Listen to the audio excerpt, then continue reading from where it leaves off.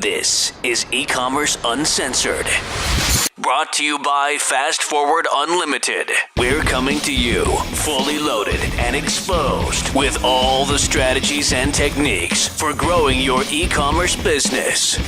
Hello, and thanks for joining us again on E-Commerce Uncensored podcast by Fast Forward Unlimited.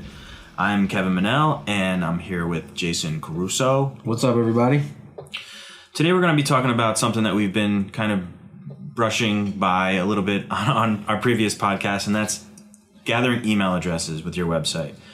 Now, we see a lot of times business owners or e-commerce website owners have things on their website like join our mailing list or subscribe to our blog and things like this. And it's just, you're just asking to fail in that situation because really, honestly, no one really cares about your newsletter. So you have to come up with a nice strategy to offer people a little bit of value throughout your website so they feel like they're getting something in return for their email address. Yeah, I mean, we say that all the time. You get to see a pop-up. It says, join my mailing list or my newsletter or subscribe, like you said. And, the truth is nowadays people are sick of subscribing. They're sick of emails. So, even though that is the case, it doesn't mean that getting them on your email list is impossible. It's just that these days you have to give them more than just, hey, be my friend, so to speak, right?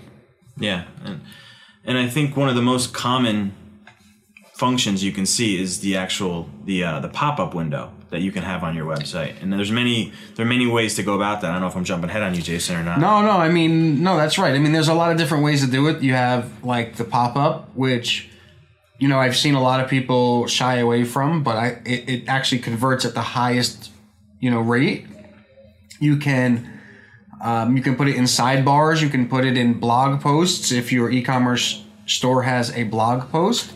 There's a lot of different places you can put it, but I think, for this podcast, let's just focus on sort of what it should say, because I think, a lot of people kind of get mixed up and they get it confused, right? Like they're like, I have a pop-up, but nobody's joining, or I have like a sidebar, subscription, but nobody's joining. Like, what am I doing wrong?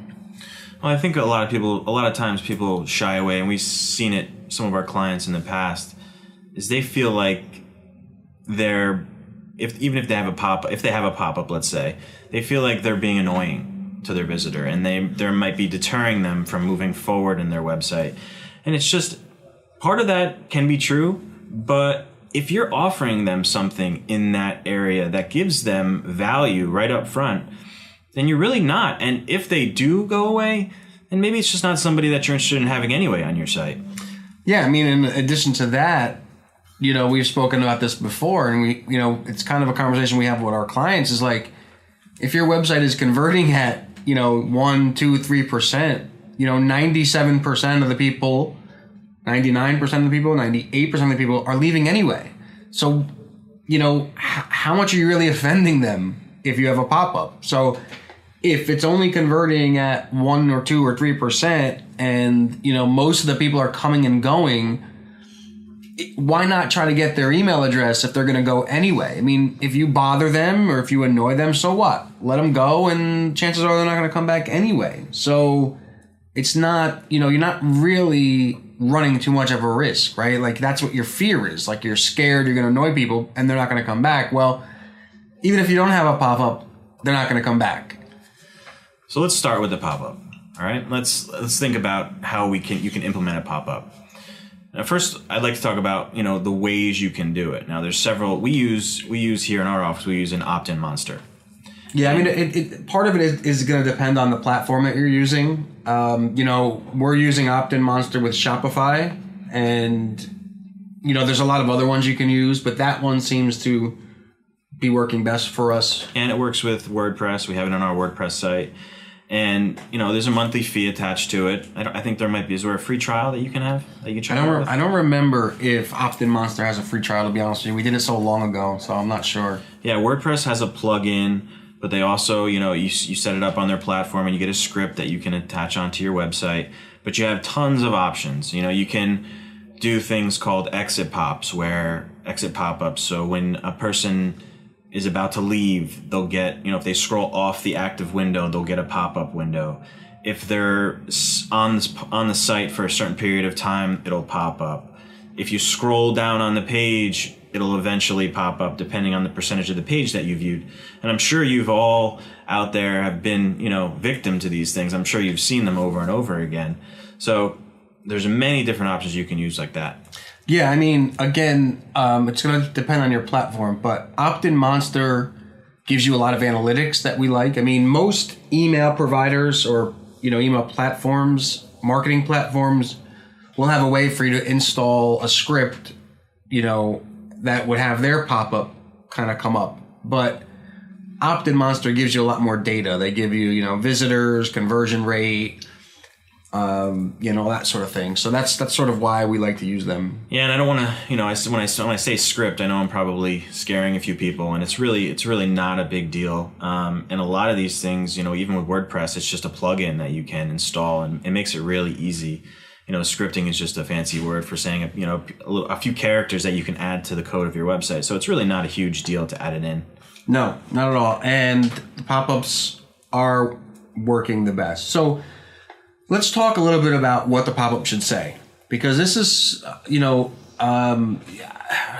just changing a word here or there can completely change the conversion rates. And, through experience and, some of the various businesses that I've had or worked with, it's different for everybody, but really the point is that you have to give them something of value. For example, on my personal blog, we said, for even more secret tips and tricks, join the Woody Insider Club, right? Like, you're giving them something of value that everybody else on the blog isn't going to get. Yeah, I mean, I think that's a really good way of just joining our mailing list. You're essentially doing the same thing, but you're making it seem like a whole lot more than that. Right, and you can do that with e-commerce as well. I mean, the example I just used was for a blog, but you can do something like that, very similar with an e-commerce platform. I mean, I know a lot of people use for exclusive deals, special coupon codes. You can give people, access to lower prices and, holiday offers that, they wouldn't get, necessarily or, doing anything else, so to speak.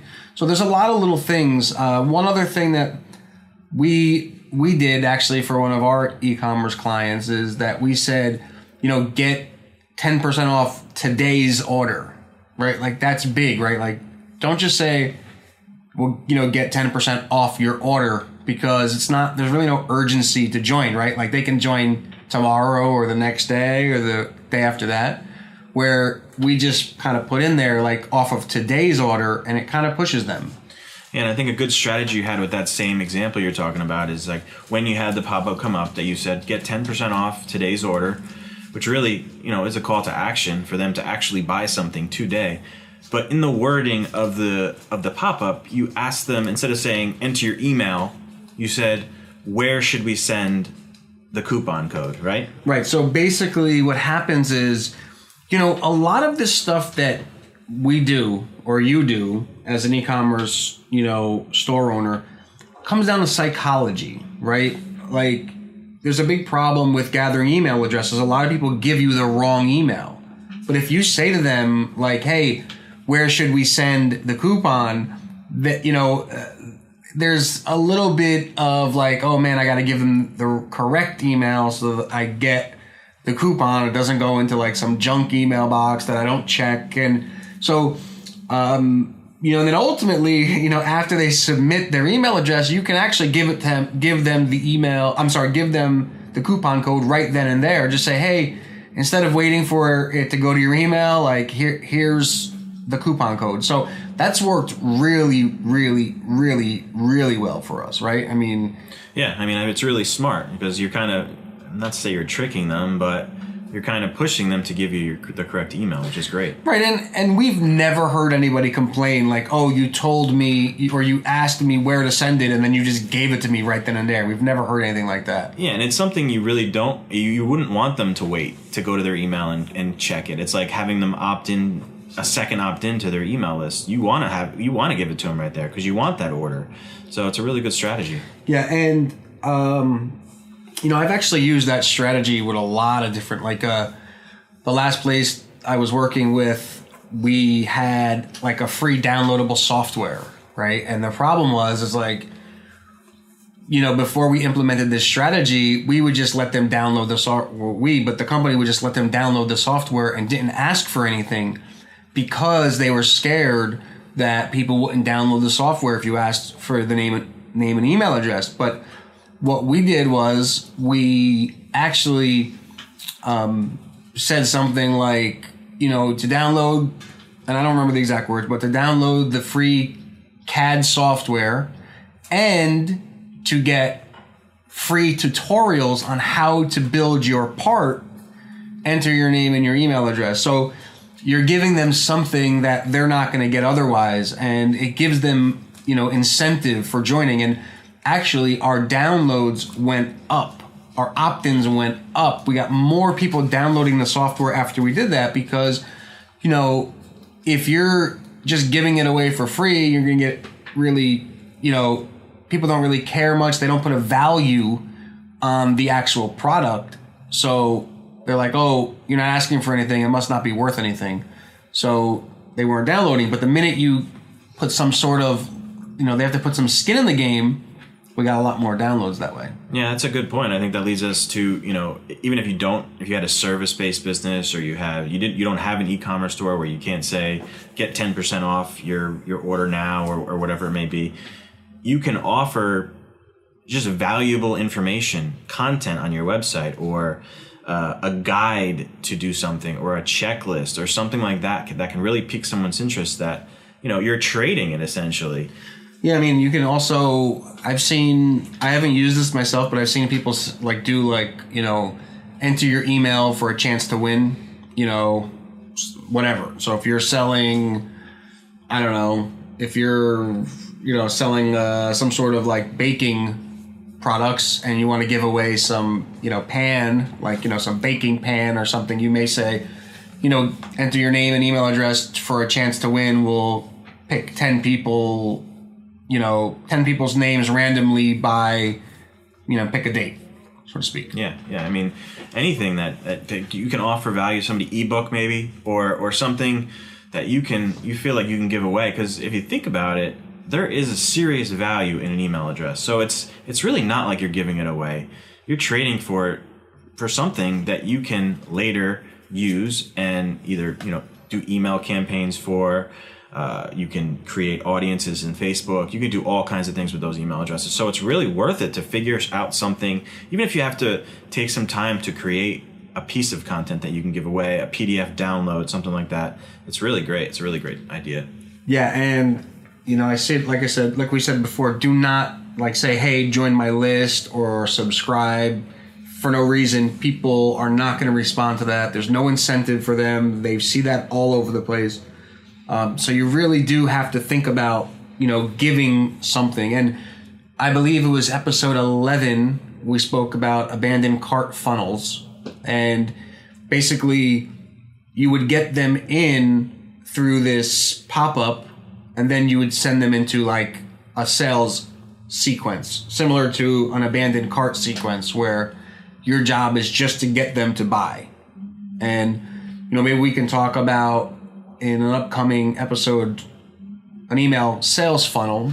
As I said, episode 11, we did abandoned cart funnels. We can talk about more going forward. But once you get them in, you give them something, or you give them something first, you get them in, and then you send them through an automated funnel. Yeah, and it goes back to our continual theme of, gradually introducing yourself to these people. So they get to your website, you get them to give you your email address, and then you don't say, okay, buy my product. You like Jason's saying, and we'll talk about this in later episodes, this slow email sequence that you can put in place after that to then get the sale. Or like he said, that you do send them, you get them to sign up for a 10% off coupon or something like that, and then they get a follow-up email that reminds them to use it or things like that. And it's just other things that you can put in place after the fact that are really useful. Yeah, I mean, and that I was going to actually just say that when they if you're using like a discount off of the product, you know, that first email is going to want to remind them like, hey, you know, we often, or we, you know, we,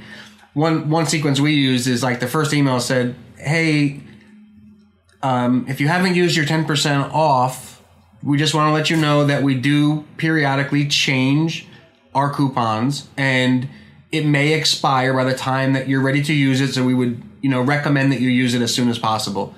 And, you know, people used it, man. Like, people respond to that, you know, urgency and scarcity. And that's like a big thing. Yeah, absolutely. I guess the last thing I think about is if you do have forms on your website that are just kind of hanging out there, just asking on your contact page or something, make sure there's a purpose behind those too. So, and we've been guilty of it here too. We've had forms on our site that, you know, it's just we get an email and then we have to, you know, respond to that email. Do something with those once they come in. Save those to a database. Make sure you segment those into, you know, because they're actually at that point a little bit warmer than they would if they were just opting in, but collect them and come up with a strategy to use those emails as well. Yeah. Again, I keep referencing episode 11, but, you know, your job is to get them to buy the first time. Oh, you know, that's a good point, actually. We hear a lot of people saying that they don't want to give discounts because they feel like they're cheapening their product or their brand. But what we did was, instead of giving it to everybody, what we would do is give the discount to first-time buyers only. And basically what that means is that, you know, if they haven't purchased from you, they'd get the discount. And if they have, they wouldn't. And what that does is that it helps keep the integrity of the brand, because you're not just, you know, for lack of a better word, prostituting your product, right? Like just trying to sell it for any kind of discount. You're just saying, look, we want to earn your business as a first-time customer, and we're willing to give you a certain percentage off for that, you know, to acquire you as a customer. And yeah, I mean, we get that a lot. I mean, like you said, feeling that they're discounting their product, but you have to realize that there is a monetary value in that email address. So you're really not, depending on how much you're taking off, you're getting something in return for that percentage off anyway. Right. And again, I'm not sure what episode, but we talked about upsells. Once they buy that first product, you can then upsell them to other products. So, you know, your job is just to get them to buy. Now, you can't give away 90%. Obviously, you'll lose money. But, well, I take that back. There are scenarios where you can do free plus shipping, and we recommend that you do that at the end of the funnel. But in most cases, you know, you want to make sure that you're not losing your pants, so to speak. You want to make sure that, you know, you're giving away, you know, you can handle the discount that you're giving them. Yeah, I mean, Jason, you're always telling us that the magic happens, you know, behind the scenes, and when you get that email address, that's when you can really activate that machine that happens behind the scenes, right? Yeah, I mean, that's where the money's made. I mean, these larger companies, they know that it's not so much the first sale that they make their money. It's the second, the third, the fourth, the fifth, the sixth. So they look at it like a lifetime value of the customer rather than like, how much am I making on this one first sale? Yeah, I think that pretty much wraps it up. I mean, I hope you guys enjoyed this episode. This has been episode lucky number 13. 13. So you can go to our website for all the show notes. We'll link up some things, you know, some of the stuff we've talked about in the show notes. You can go to fastforwardunlimited.com/13. Yeah, and we're actually working on getting ecommerceuncensored.com up. We don't know when that's going to launch, but just to give you guys a heads up, we'll have that going pretty soon. And please, if you like what we're doing and you want more, please leave a review. You know, it's hard to find where to leave reviews. I can't even tell you how to do it because I try to do it myself and I have no idea how to do it. But please look. It would be nice. Was that time that you left a review for our podcast on there? Yeah, and I deleted it. But I was just testing it. I was testing it out, but I don't even know how I did that. But That's please look. We would love to hear. Yeah, we really appreciate it. And again, the topics, we want to know what you guys want to hear. All right, guys. Thanks so much. Talk to you soon. Later.